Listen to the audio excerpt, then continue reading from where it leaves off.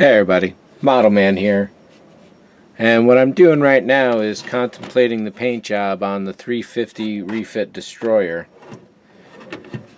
And as mentioned, I'm going to be doing it in all Alclads, and this is my Alclad chip chart. It's one of the original 650 Enterprises that AMT made back through the 60s, 70s, and even 80s. It's got raised ridge lines which helped me mask out all these different colors going on. So I separated them into my own kind of categories. The aluminums over here, the steels, chromes, magnesium there, the dark ones here, the metals here. This is actually a Rust-Oleum metallic brass, and this is a Rust-Oleum metallic silver. And when you get real close and you start looking at the grain of each, the Alclads are just so much incredibly better. It's not even funny or close. What I've been doing for the last probably half hour, if not longer than that, when you think about the months before when I was toying with this idea, trying to figure out what colors I wanted for the Jupiter, I would imagine what I would be doing for this model as well. And as you can probably see here, with every reflection in the light, each of these colors changes its characteristics.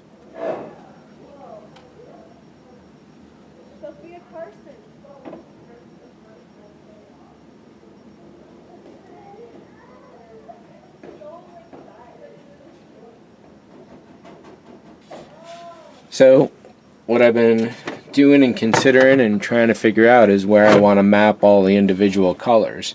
I want to base them off the standard color schemes for Starfleet. So, for instance, the phaser banks and the RCS around the corners here would probably be a copper-gold combination, maybe with a gold in the middle trimmed with copper around the outside. The tones between the base here and upper here, that little trench bit there is a different color entirely, so I kind of want to follow that. Individual squares here and there, what colors should those be?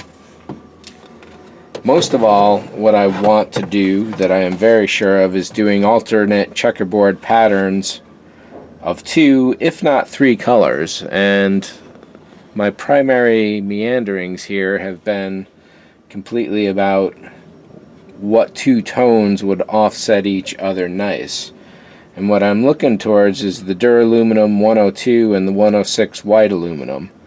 Those are pretty close, it would seem, in their reflectivity and their overall grayscale lightness kind of situation.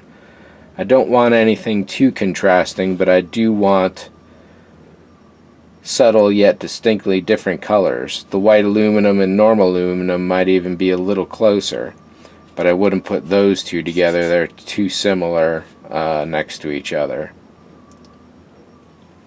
Yeah, so really on this chart I should have 101, 102, 106, 105, Rust-Oleum, dull aluminum, dark aluminum, and then the airframe, and then put the steel over here going back into the chrome, which goes back over there, and shifting the metal over. So if I ever get another one of these kits, I'll definitely look to do that.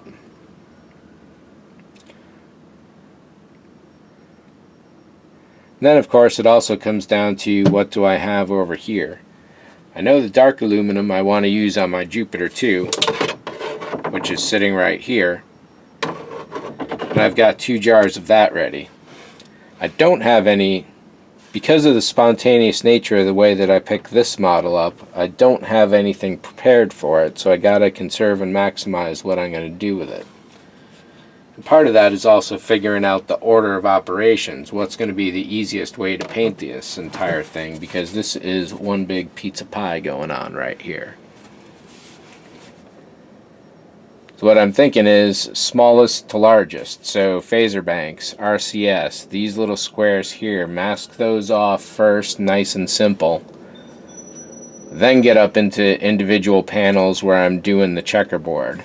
So I would probably free paint every other checkerboard, making sure those are good with overspill in between, and then masking off those good ones and doing the final. So this outer rim is going to have its own color, which I think will be distinct. The center rim will have a different color. These panels here, all the little circles.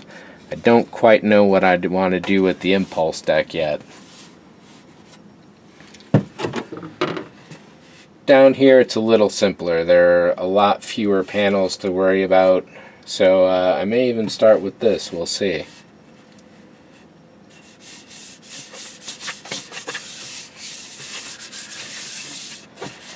But right now it's just making sure that I got all the paint I need. And what do I want to start with, basically? Do I want to warm up with something real quick, or how do I want to go about it?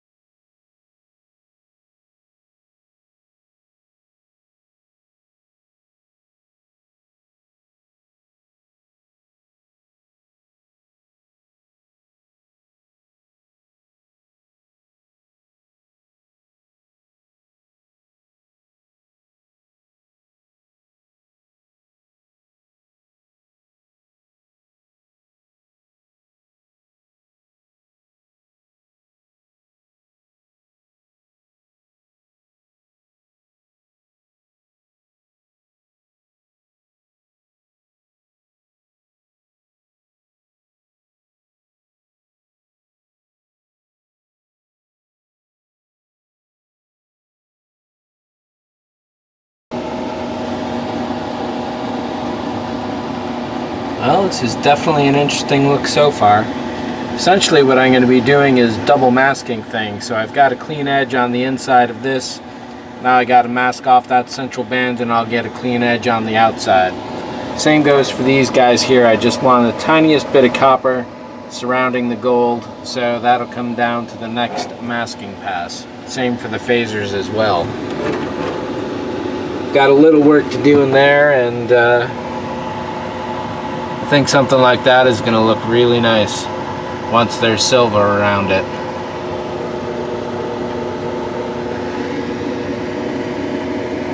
These guys here are already looking good.